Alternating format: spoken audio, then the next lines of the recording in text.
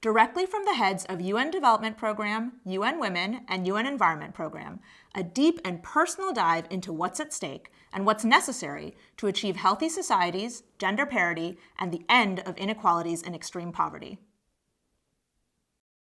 Welcome to the SDG Action Zone and this 45-minute deep dive session on the SDG Moment. Many of you are probably aware the SDG Moment took place on Friday, 18th of September, and this was an opportunity for a reality check to gauge progress on the 2030 agenda, and for this year especially, to consider the impact that COVID has had on human development and our overall progress. This was an opportunity to showcase a set of critical interventions, and I'm delighted to introduce our three principals who made this presentation on Friday for a deeper look at what stands behind some of these critical interventions, what were the courageous actions and the policy innovations that made them possible. So I'm delighted to introduce Achim Steiner, UNDP Administrator, Phumzile Mlambo-Ngcuka, who is the Executive Director of UN Women, and Inga Anderson, Executive Director of the UN Environment Program. Welcome to you all, and a great opportunity for us to take a closer look at some of what you presented just a few short days ago. So first, I wanted to recap some of the headlines. And first was the look that you provided on Friday into poverty. And the numbers of people in poverty right now, totaling 770 million, and the increase in the extreme poverty figures, which are expected as a result of COVID, of an additional 97 million. But this isn't the end of the story. And as you can see in the visualization, the impact is disproportionate on women. And as a result of COVID, there is a widening gender poverty gap between women and men. And this has impact across the agenda. We've also seen human development drop, and the projections in a drop over the course to 2030, and again, with implications across the agenda. And finally, one of the things that was showcased last week was the fact that we are grappling with these tremendous challenges and the first 5 years of the 2030 agenda against the warmest 5 years on record. And that has certainly also had implications across the agenda. So let me open the dialogue with the three of you now and ask UNDP's Administrator Achim Steiner to kick us off. If you could share with us your reflections on the impact of COVID, but also what you described as those courageous actions and policy innovations that need to be scaled up. Achim, over to you. Thank you very much, Laurel. And it's a great pleasure to join my two colleagues in helping, I think, all of us realize that at this very, very challenging moment in the midst of a pandemic, with all that is happening around us and all that is happening to each one of us in our families, in our communities, cities, countries, and if you want, to the world community as a whole, it's very important to view this SDG moment as an opportunity to also understand what extraordinary choices we are facing right now and what we are seeing actually happening across the world. A pandemic, a health crisis, social and economic freefall. And my part in this SDG moment was to particularly focus also on the issue of social protection. One thing that we have learned over the last 6 to 8 months is that COVID-19 really revealed an extraordinary vulnerability. That long discussed phenomenon of inequality translates very quickly into something that, when you look at it right now in the midst of the pandemic, you realize that 4.4 billion people did not have any social protection. To stop the virus, to lock down an economy means that they are unable to draw on anyone else to actually continue having the means to buy food, to look after their family. Living in the informal sector, which is the reality in many developing countries, for 70–80% of the population who earn their living out of the informal sector, it also means that the day you have to shut down, there is no other revenue. So into that extraordinary freefall, economic in one sense, induced by a pandemic, but manifesting itself in so much social desperation, governments, communities have been forced to really think about what they can do. And we will talk in a moment about Colombia, where a social and integrated social protection system that the government began already investing in over the last 20 years, suddenly in the midst of the pandemic, has proven to be a vital platform on which to pivot forward and be able to stand up something that is more resilient, preventing a lot of people from falling into extreme poverty, helping people to recover. And cash transfer schemes, such as in Togo, set up in just a few weeks, reaching 10% of the population. Pakistan, 60 million households receiving cash transfer programs. Those are the kinds of bold choices that I think we have seen emerge. And they serve to help us understand that, when we have an SDG moment, we can lament the setbacks, and they are brutal and real right now. But, the SDGs were always meant to be not just a destination in terms of targets and indicators, but a way of thinking about development and a way of doing development. And I think in that sense, they are actually an extraordinary lens right now for us to both reflect on and think forward about what happens next. Thank you. Achim, thank you. Phumzile, we have certainly seen a dramatic decline and concern about women's equality and gender equality as a result of COVID. Could I invite you for your remarks, please?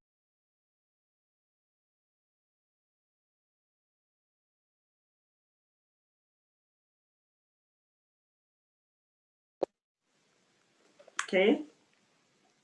Can you hear me now? Can hear you loud and clear. Yes. Well, as you know, this year is the 25th anniversary of the Beijing Platform for Action. We were going, and we still are celebrating this landmark, but we're already anticipating some of the problems. There has been a significant pushback against gender equality in many parts of the world, so we have factored that in. There has been impact of climate change on women's lives, impact of wars and displacement, and now you layer on COVID. So this is a perfect storm. And because to protect people from infections, people had to be locked down. That meant that women were locked in with their abusers.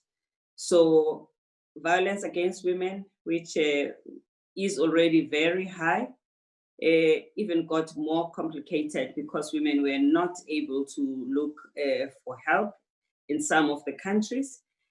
Thankfully, the UN's shouting from the rooftop about these issues pushed governments to declare the services that women needed to access as essential services.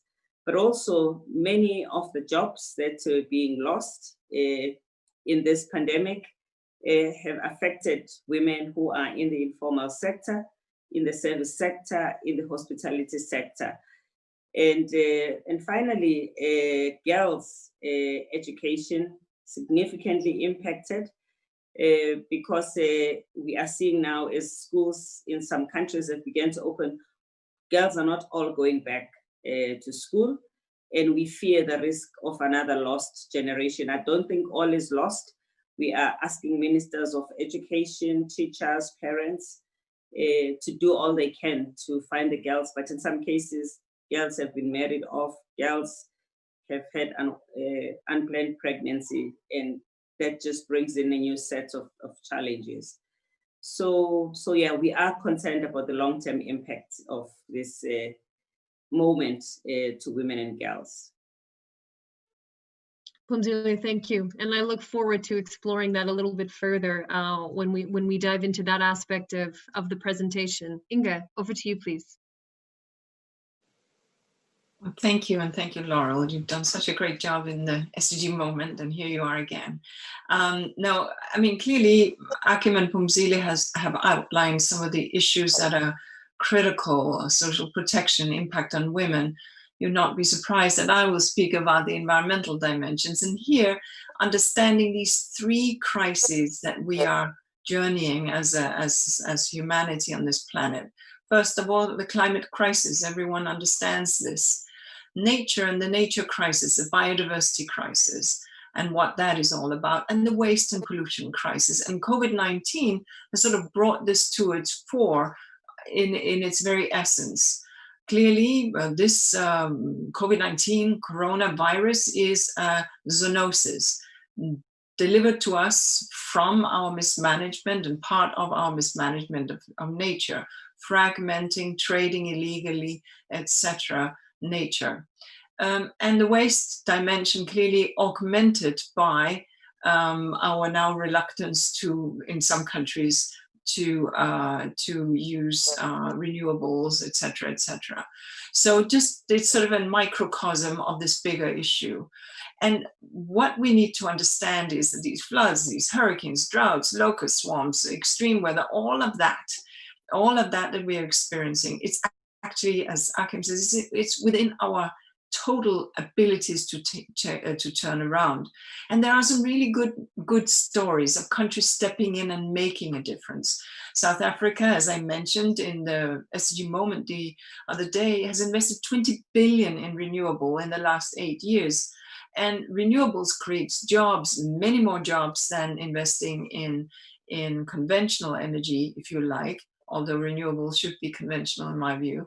And investing in nature's infrastructure, restoration of ecosystem is good for nature, good for biodiversity, but certainly also good for climate.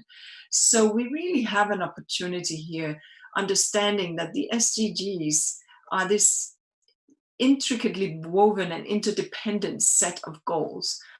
Obviously, I will hold that if you don't have air, you don't have food, and you don't have water, and you don't have all the things that nature delivers, and you have a deteriorating health delivered to us by pandemics that are zoonoses in basis, we must take much better care of the environmental dimension. And I think that there is an understanding. We have with UNDP taking a great lead on the stretch for NDCs, and that's critical for the next round of for the NDCs for COP26.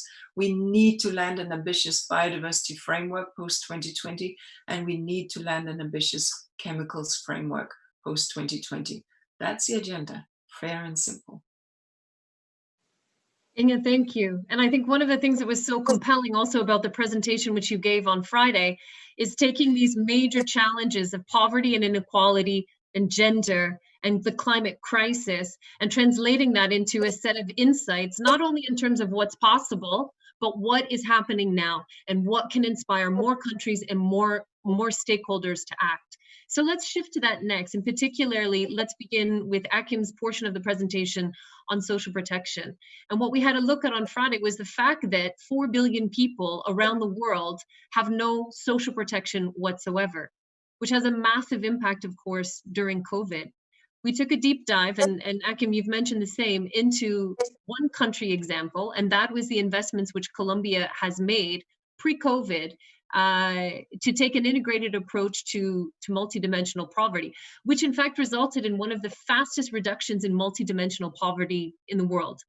And they built on that with a program that was designed to target those who were potentially right on the poverty line, perhaps just above the poverty line, but with a significant risk of falling into it as a result of COVID.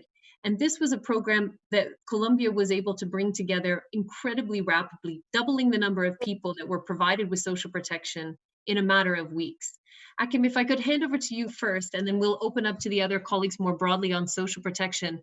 What's the big lesson here, and what can other countries take from this? Thank you, Laurel. And I think, it is in sometimes this sort of graphic representation, we realize quite how significant different choices are. I've often said in the last few weeks that we are living probably through an unprecedented governance experiment in the history of humanity. Never have, 193, 95 countries and governments had to experiment with different responses almost simultaneously. And we are learning so much, and that's part of what we in the United Nations family, also in the United Nations Development Program, see ourselves as contributing very quickly in bringing back to the attention of governments and the public debate about how to deal with inequalities and lack of social protection and no social safety nets. I think in the case of Colombia in particular, but also in the others that we are learning from across the globe, first of all, you have to go beyond income in order to understand who you're targeting.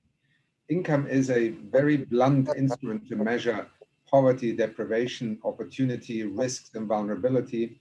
And I think it is critical that we take a multi-dimensional poverty index that we produce together with the University of Oxford every year in the Human Development Index. I mean, these are all attempts to try and better understand how you first of all understand poverty, and how you also understand what are the ways for countries to put measures in place. The second clearly is fiscal space. Never has this been more true than right now.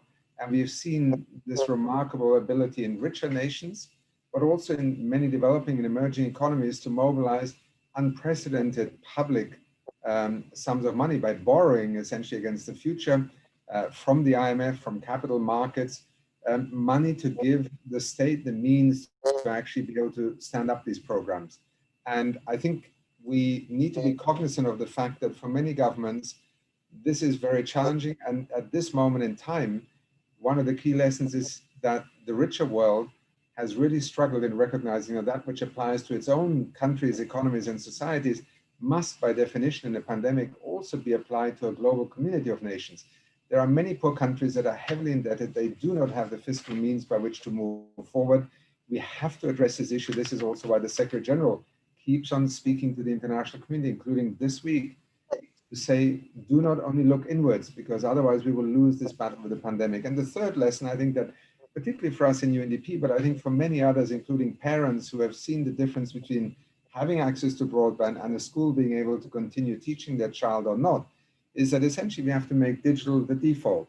We have entered into an era where digital technology, connectivity, the ability to not only have access to fiber optics in a capital city, be it in Berlin, or be it in Brasilia, be it here in New York, but actually it's connecting the villages, it's connecting the slums, the poorer urban areas to this digital connectivity that will in part determine whether those most affected and impoverished by this pandemic will also be able to recover, or whether we're going to leave them further behind, because digitalization is now ubiquitous. It is defining not only our financial systems, the way we can trade and market, but virtually every aspect of life. And this pandemic, I think, has brought that realization forward by perhaps 5 or 10 years in terms of what we would otherwise have seen. So digital by default is not only saying, well, go and do it, it's also saying to governments and to the international community, but let's make sure that those 45% of the world population that have no access to broadband today need to be connected overnight. And here India has been a very inspiring example with the government's promise to connect 450,000 rural villages in the next 1,000 days with fiber optic cables. That's the kind of thinking that we need in the midst of this pandemic to get back to a development path that allows us to build forward better, and I would argue to leap forward in a more ambitious way. Back to you. Achim, thank you so much. Phumzile, let me hand over to you. Social protection being so important for women, and in fact, for all aspects of gender equality. Would you like to come in? Yes, please. Well, social protection should really be a human right, accessible and available for everyone. And a package of interventions that make up a social wage should be available in all societies for all people who do not have the means to look after themselves, to protect people in times of unexpected and anticipated shocks. Because for women who are overrepresented in the informal sector, they are not covered by the labor law of many countries. They don't contribute to the pension scheme. So as they get older, they would not have a pension.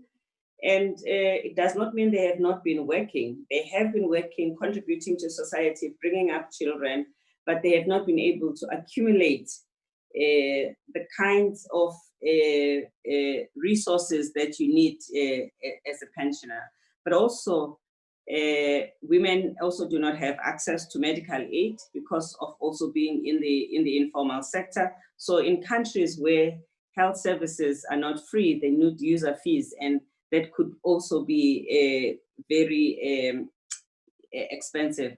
So we always talk about the missing middle. Those people who are too poor to contribute to a pension because of their level of income, but also not rich enough to be part of the formal sector. So they are not counted by government, and they cannot ask from government because they have not contributed. And that is really the plight of many women.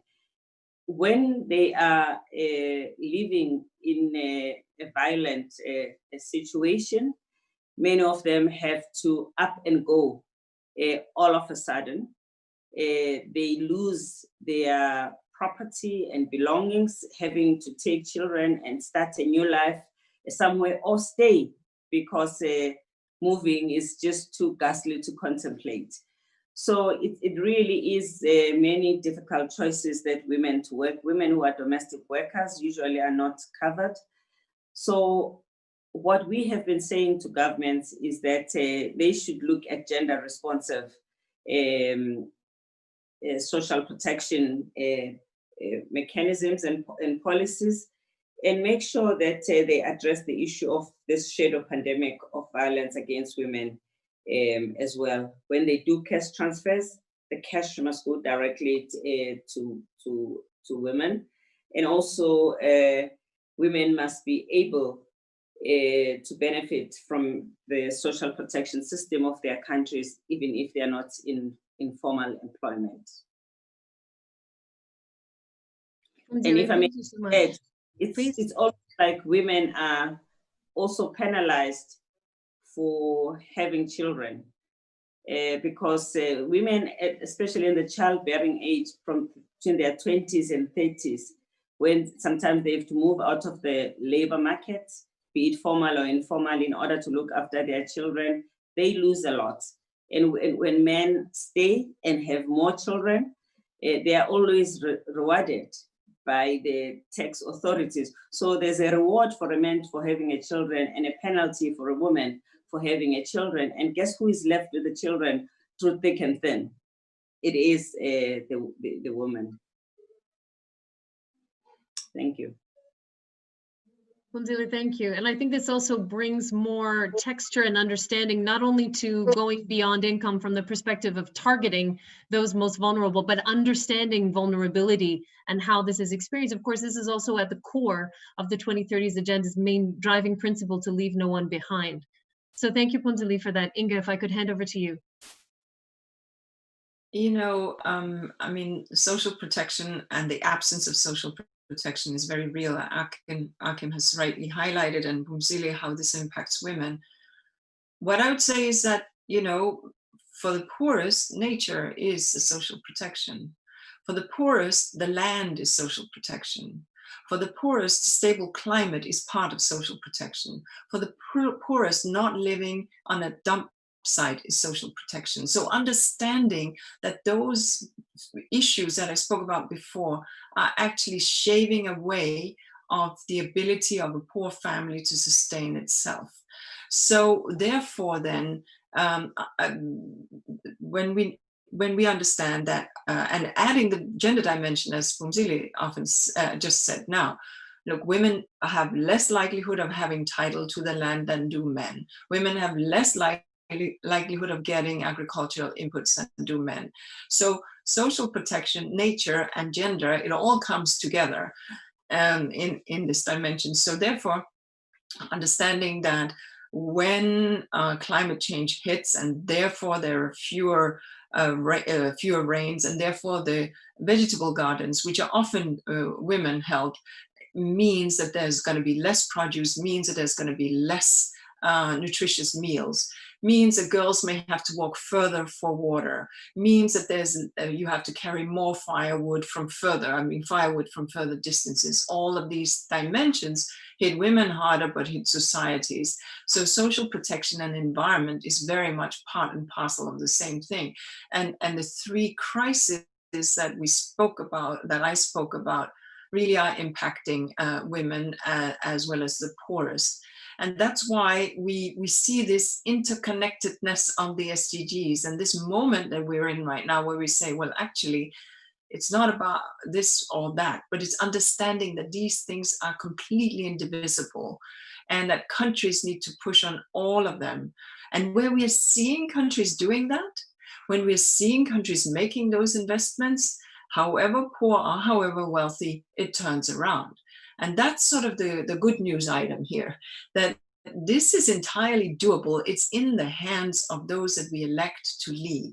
And right now, with the stimulus packages, which is paid for by taxpayers like you and I, there is an obligation that these monies go into securing sustainability for generations to come.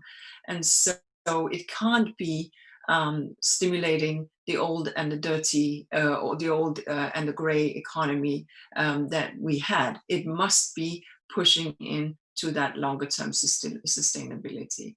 That's sort of where we need to get to. Inge, thank you. And you remind me of a powerful intervention that was made last Friday as well, too, that the capital in the stimulus packages, this is something that we're borrowing from our children, and we need to ensure that those are sustainable investments in sustainable sectors and jobs. So thank you very much for bringing that front and center. Let's shift gears a little bit towards the focus of the presentation that Phumzile gave on women's economic empowerment. And just to remind again, those of you that hadn't joined us for the full event on Friday, we took a look at the various dimensions and the 7 primary drivers of women's economic empowerment. And we looked at the policies and the services that are needed to achieve this. And Phumzile, I'll invite you in a moment to go further into those details. One of the examples that you gave was Uruguay, which has put together a comprehensive care system. This is publicly financed, and this has positively impacted mothers' employment rates. And this has provided a significant benefit also in terms of children's enrollment rate in school and also support for the disabled. Phumzile, could I have you describe a little bit further to the group why you think this is such a core SDG investment? Yes, this is really important, and I can tell you I was so happy when we were negotiating for the SDGs that it made it to SDG 5. It contributes to education.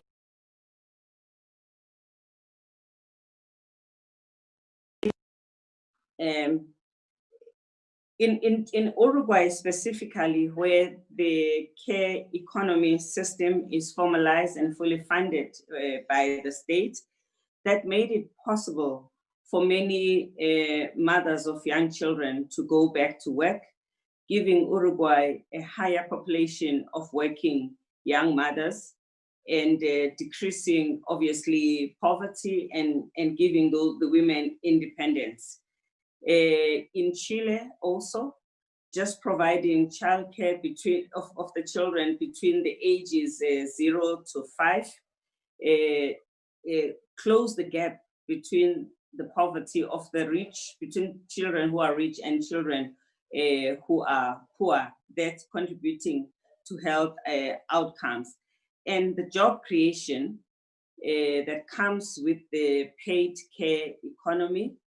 In a study that was done about South Africa and Turkey, we saw that, for instance, you would have up to 80,000 jobs generated. In fact, in Uruguay, it was in Uruguay that about 80,000 new jobs were generated as a result of the care economy. In South Africa, there was a possibility of providing 2.3 million full-time jobs and 3.4 billion in tax revenue. So can you imagine if this was universal and all countries around the world provided affordable, accessible, paid care? Women go to work, children get trained caregivers, education outcomes are enhanced for early learning, and health outcomes are also enhanced. So this is one of the game changers for where we are in 2020 as we come out of COVID and building back better. Phumzile, thank you. And I think what's so powerful about this example, and in fact, all of the examples that we've looked at in the SDG Moment presentation, is the cascade effects that they have in so many other areas. And I think the key for driving progress to 2030, particularly given the impact of COVID, is going to be identifying those accelerator pathways and investing intelligently along those lines. Achim, I think there's quite a close connection here to the need to upscale digital and tech skills for women, but more broadly to be ready for the future of work. I wonder if I could bring you in to comment on that. Well, I think in both the examples that Phumzile and Inga spoke to, we always have to realize that people live in a very real world context that can be extremely different. I'm in the middle of a major city called New York. I live in Brooklyn. The digital infrastructure was there. Fiber optic cables have arrived. I just have to choose a provider and I'm connected to the world. I was able to work and operate and lead UNDP in these 8 months, essentially from my dining table.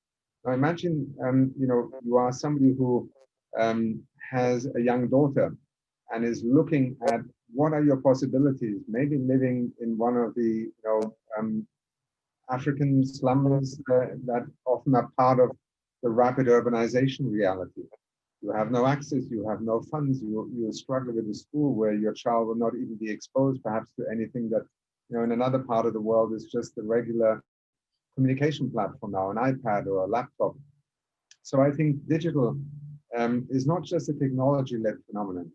Clearly, digitalization and what some call the fourth industrial revolution, whatever you wish to call it, it is extraordinary and it is in one sense technology-led. But as with all these technology revolutions, what happens to our society, how our economies evolve, and is it a kind of society we want to have, depends on many choices we make along the way. The first one is, do we give a priority to connect those who currently would have to wait maybe another 5 or 10 years to be part of that digital connectivity? And it is sometimes to do with gender.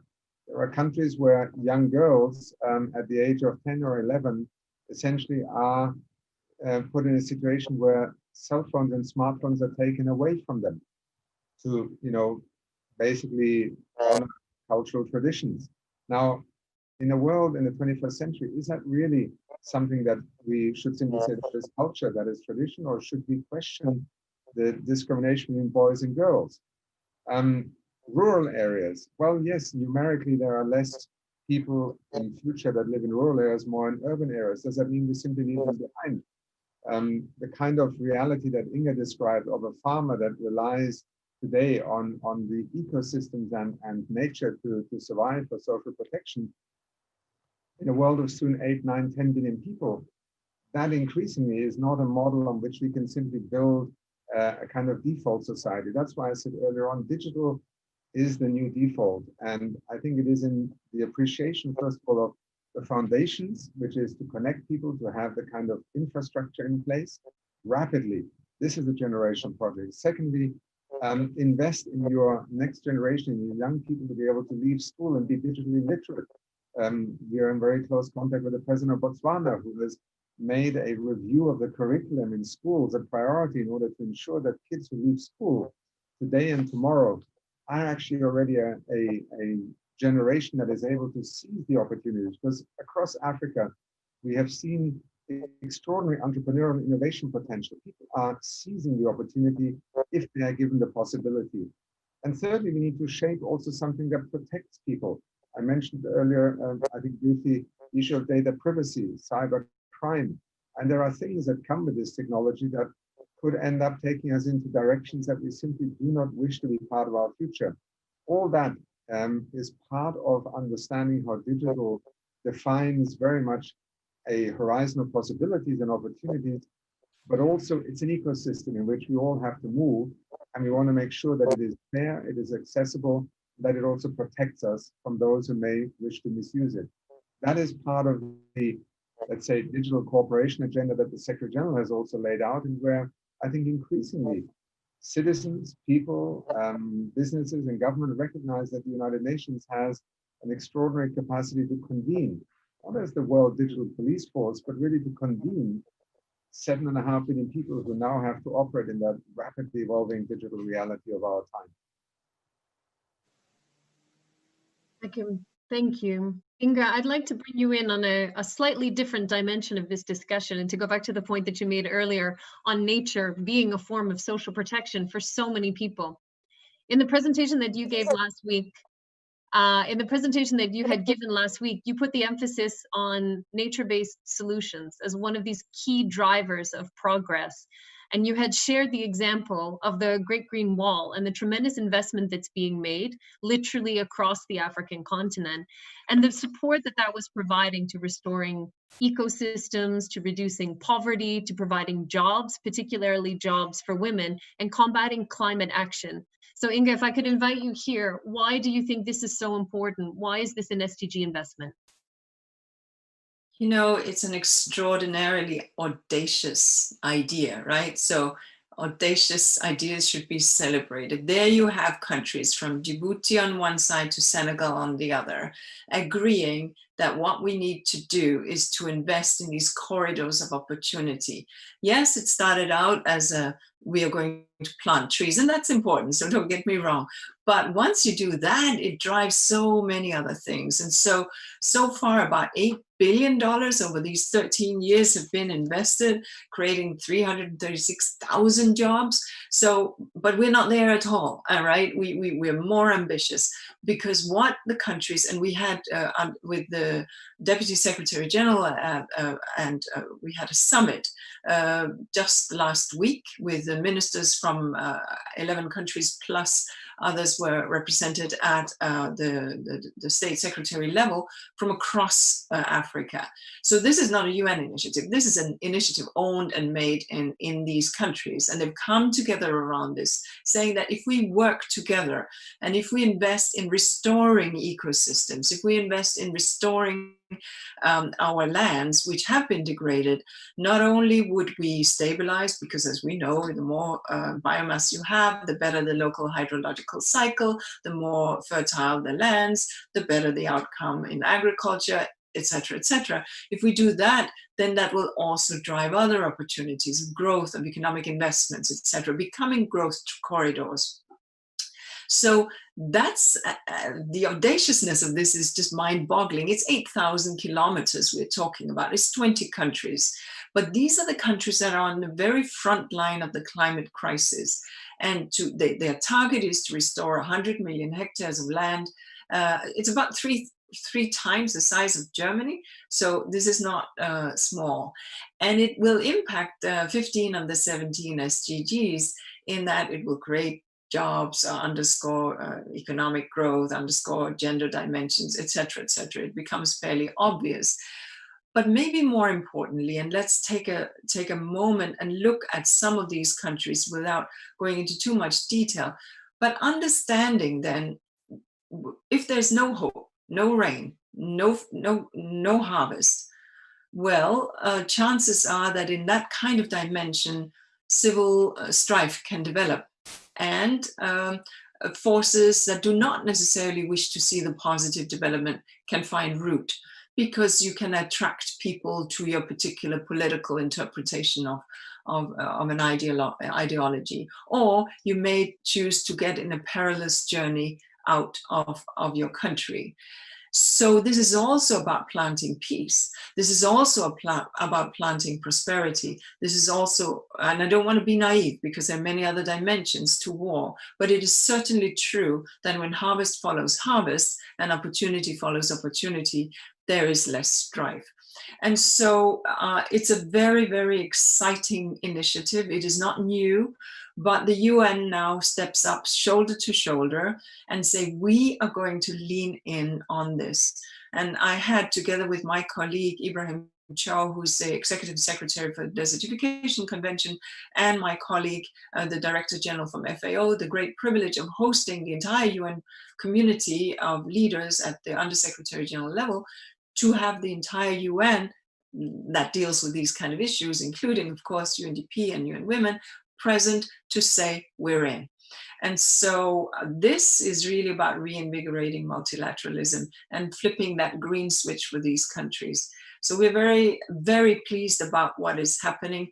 Now we need to ensure that the monies are lining up. Our friends at IFAD are doing a great job, and they've mobilized monies from the Green Climate Fund. The World Bank has already put in, I think it's around 4 billion and more to come. And so and the African Development Bank too, of course. So this is what it's all about, the Great Green Wall. There's, by the way, a beautiful movie made about this. Do find it on YouTube and watch it. I have no ownership in the movie, but it's thrilling and amazingly beautiful. So check it out. Inge, thank you so much. In the few minutes that we have left, I'd like to give each of you an opportunity to reflect both on recovering better from COVID and what it will take in terms of, Inge, as you've put it, the audacious and bold choices that countries and stakeholders have made, what that needs to look like in this critical decade ahead. Phumzile, if I could turn to you first, please. Yeah, I would really say it's important to build sustainable economies, and that means inclusive economies where many people, men and women, can contribute as well as benefit. And education is key to that, increasing the capacity of women to be effective in education, whether they're, to be effective in the economy, whether they're going to be employed or self-employed. I also would like to say that in many countries where women don't own property, don't own land, in many cases, this is because of the laws of the country, the discriminatory laws. The work that we're doing on removing discriminatory laws in the country is therefore very, very critical in order to make the playing field equal, providing basic infrastructure such as electrification. We've seen it in Afghanistan, just the provision of electricity, making it possible for women to look for work, to have time to improve their education. We have also seen in countries like Nepal, the provision of water to hydropower, making it possible for women to have a completely different life, where not only do they have the means to have clean power, they are able to provide a small business and economic activity right in the home. So these basic infrastructure are critical for a better life for all and for leaving no one behind, even before we get into airports and bridges. Phumzile, thank you. Achim, please, over to you. Well, as always in a moment, so many things come to mind. I would say perhaps what I think we're all very conscious of is that whatever happens next, it will have to stand the test of, is this fair? I think fairness, is not just a matter of, as I said earlier, on income per capita. It's the the lottery of life that so often determines what happens to you in a pandemic. And as we see, whether you are in the United States or you're in China or you are in Japan, Australia, this pandemic has shown in so many ways how inequality really is something that still defines our societies in very fundamental ways in the 21st century, whether it is between genders, whether it is between those who are in the city or in the rural areas, between the poorer, the better educated, less well educated. And so I think in whatever we do, in first of all, managing through this extraordinary crisis, but then also in immediately using this crisis to think about how do we move forward, I think fairness will be a key test that we should apply. And you don't need a PhD for that, you don't need to be a professor. It's something we all intuitively understand. And I think the SDGs, and that was my second argument, are a very good compass. I said at the beginning, people are sort of, sometimes questioning, can we still think about the Sustainable Development Goals? All the indicators are not being met, the targets are not being met.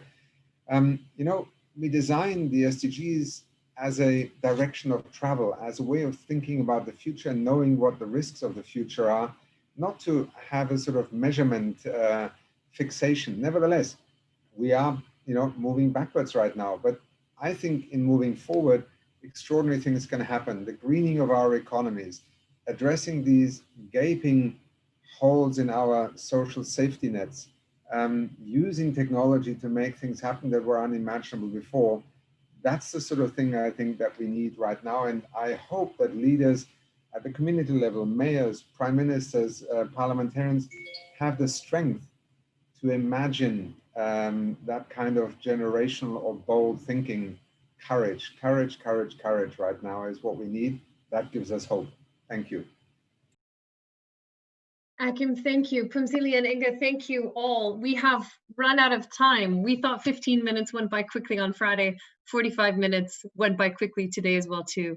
Thank you so much. For colleagues who are joining us, let me just underscore something that you've heard from all three of our principals in their reflections today, and that is the power of collective action. Behind every one of these investments, there are groups of activists, there are young people, there are community leaders, there are government engagement at all levels, and this is what makes the 2030 Agenda so compelling, and this is the kind of collective strength that we need to drive forward in the decade ahead.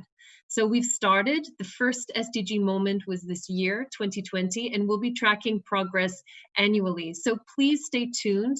If you go to the UN.org Sustainable Development website, look for the microsite link for the SDG Moment, and join us in the initiatives which we'll be supporting throughout this year. And certainly join us back, hopefully with our principles in 2021, so that we can look back on some of the bold and courageous choices, as UNDP Administrator has mentioned, that we need to take certainly in the 12 months, if not the decade ahead. Thank you all one more time, and good day and good afternoon to everyone.